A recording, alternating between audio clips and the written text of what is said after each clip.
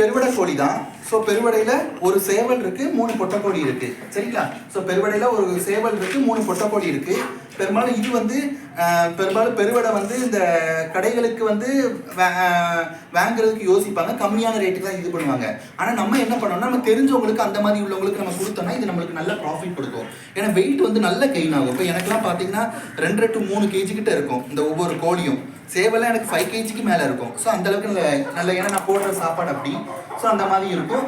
தாய்மை குணம் வந்து கொஞ்சம் சிறுவடையை கம்பேர் பண்ணாச்சுல இது கொஞ்சம் இதாக தான் இருக்கும். என்ன சொல்ல, நல்லா இருக்கும். பட் என்ன முட்டை வந்து சிறுவடைக்கு ஈக்குவலாக வராது பெருவடை. ஸோ அந்த ஒரு இதுதான். ஸோ மக்கள் வந்து சிறுவடை விட பெருவடை தான் பெஸ்ட்டுன்னு நம்ம சொல்ல முடியாது. சரிங்களா? ஏன்னா ரெண்டுமே நம்மளுக்கு லாபம் தான்.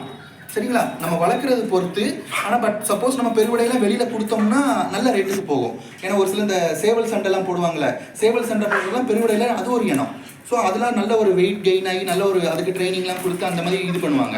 ஸோ அப்படி இருக்கும்போது சிறுவடையை கம்பேர் பண்ணச்சுல பெருவடையும் லாபம். எதுக்குமே இதுன்னு கிடையாது, ரெண்டுமே பெஸ்ட்டு தான். இது பாருங்க, அதாவது இது பார்த்தீங்கன்னா அந்த இது பார்த்தீங்கன்னா அது எப்படி இருக்குது பாருங்கள். நல்லா வந்து இது பெருவடை. ஸோ பெருவடை வந்து பெரும்பாலும் ரொம்ப வந்து முட்டை அடகாக்கிற திறன் வந்து 10 to 15 முட்டை விடும். ஸோ என்னோட கோழி இதெல்லாம் பெரும்பாலும் 18 முட்டைக்கு மேலே விடும். சரிங்களா? ஆனால் இதில் வந்து பெரும்பாலும் அடகாக்கிற திறன் சிறுவடையை கம்பேர் பண்ணச்சுல இந்த பெருவடைக்கு கொஞ்சம் கம்மி தான். தாய்மை குணத்து பார்த்தீங்கன்னா என்ன சொல்கிறது, நார்மலாக இதுக்கு இந்த பொட்டைக்கோழிக்கு வந்து 2 to 2.5 kg இருக்கும். சேவல் வந்து 4 to 5க்கு மேலே கூட இருக்கும். ஆனால் வந்து இப்போ சப்போஸ் இது வெயிட் அதிகமாக இருக்கனால இந்த முட்டையெல்லாம் கிராக் பண்ணும்.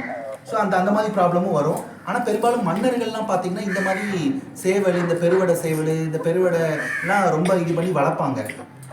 ஸோ அதுக்கு ஒரு பெருவடைக்கு அவ்வளோ ஒரு மதிப்பு. சப்ஸ்கிரைப் பண்ணுங்கள், லைக் பண்ணுங்கள், கமெண்ட் பண்ணுங்கள்.